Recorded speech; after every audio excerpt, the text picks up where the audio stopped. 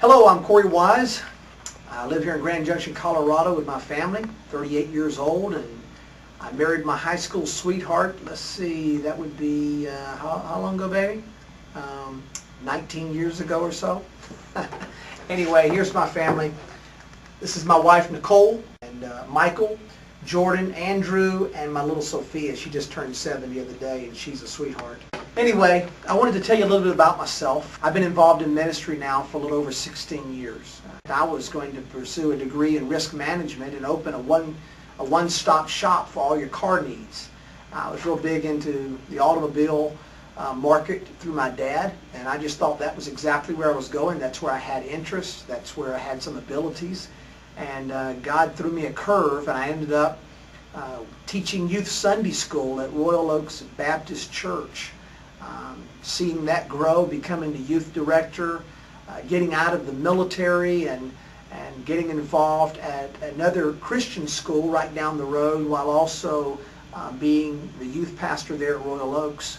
And then later raising funds so that I could finish my degree in pastoral ministry, so that I could continue to do the school and also ministry at the same time.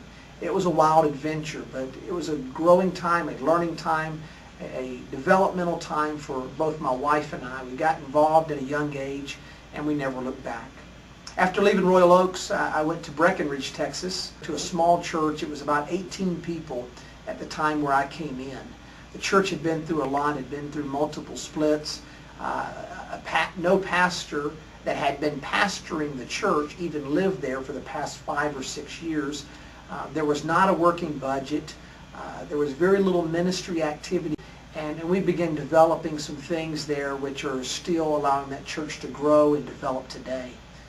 Got involved in our missions, got involved in finding our niche, our ministry niche within that community, where my 3 boys doubled the number of children in the church. Before long, we were having over 100 children on Wednesday nights. We knew that our mission there was to connect with the young people, connect with the youth, connect with the children, and reach out to them where a lot of people were not. So we began to implement things, put things in place that enabled us to move forward, whether it was a budget, whether it was working with elders, getting into their homes, building relationships. As a matter of fact, they had not even been in one another's homes for the time that they had been eldering together. So there was a lot of changes that needed to take place. And after leaving there, I came to Restoration, where I spent the next 5.5 years working with youth, working with young adults, and after Bobby came in, picking up assimilation. The whole idea of helping people get engrafted into the church, getting connected in areas of ministry, finding out what their gifts are, beginning to plug in and connect. People will often come because of relationship, but we know that people will not stay if there is not relationship, and so that's imperative within the body.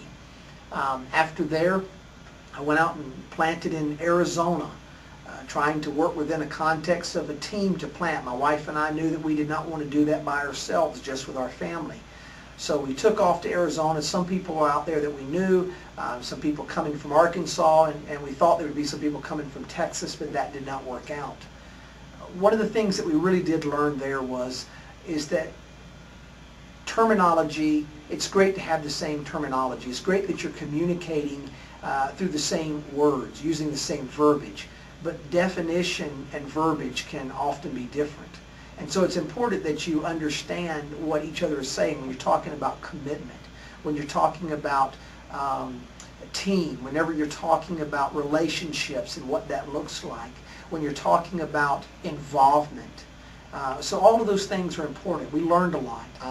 One of the great dynamics, though, that I will say is that my family, we became a greater team within ourselves. My kids were greatly involved in what we were doing. They bought into it, hook, line, and sinker. They knew why we were there. We prayed together. We worshiped together. And even in the process of leaving, they were very important in helping us know that we were hearing the Lord and even coming here.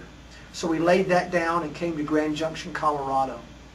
I came in to assist the senior pastor to step in and hopefully take the church forward in some new things.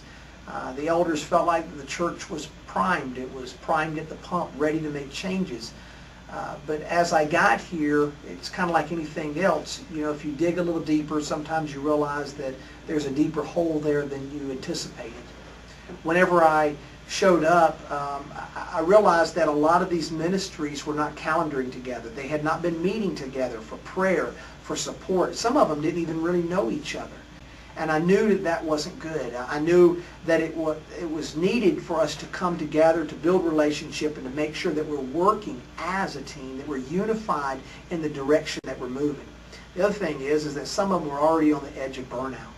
So we brought them in, and we laid a nice spread. We catered Olive Garden in and had a nice dinner for them, let them talk about what they're doing, kind of talk about their families a little bit, get to know one another, and just hopefully build some relationship. We began to meet monthly to work on some team dynamics. And at first, quite a few of them were excited about the communication and what this could mean for us in moving forward. But after some of the talk and some of the assignments, I saw that some of them were not that serious about it. And if they were not going to commit to it, or if they were not healthy enough to commit, we knew we had to do some different things. We also began to talk about the free market sale approach, free market small groups, and in this we just saw that things were not quite as ready for change as they thought. And we also found out that part of it was that the senior pastor was really on burnout himself, and people were sensing something, that he was not the same. Before long he stepped out. Well, he came back in after about a 6-week sabbatical, but before long he knew that he was just running on steam, and he was running out of energy. So about a year after being here, I stepped in as the senior pastor. For the last 2 years, I got to tell you, over the 8 years that this church has been together, it's moved 8 different times. It's been through a lot. God's done amazing work here in even keeping the church together.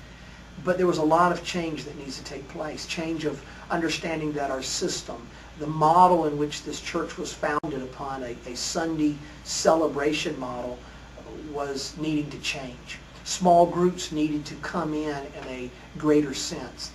Some of the ministry areas needed to be laid down. Some new dynamics needed to take place. Some new team members needed to step in, and some needed to step out. And what we've seen is that the worship ministry, children's ministry, youth ministry, the senior pastorate, I mean, all of those vital roles all changed over the past 2 years. It's been a bit of a shock to the system. We've watched the church drop from about 150 to about 100 people. And we've had to restructure our budget. And with our pastor stepping out, that was definitely an aspect that helped bring some financial stability back to the church, but also got some creative opportunities for us to do something different. Like we subleased out the back part of the building so that we might be able to make some income there. We connected with a billboard sign company and with the landlord to be able to pull some revenue in off of the property itself. So we got creative about our finances, and we're healthy financially now. We're healthy in the realization that it's time to move forward with some new things. We're healthy in the place that we've got some people that needed to be in different areas, moved over to those areas, and this church is ready to embrace the next wave of change. And the former senior pastor has had an opportunity to stay and to be befriended and to find some healing, to where I'm in the process of working with them now, and hopefully him coming back in and being able to take this church back on in a new level, in a new way, new direction, and a new opportunity for both he and the church.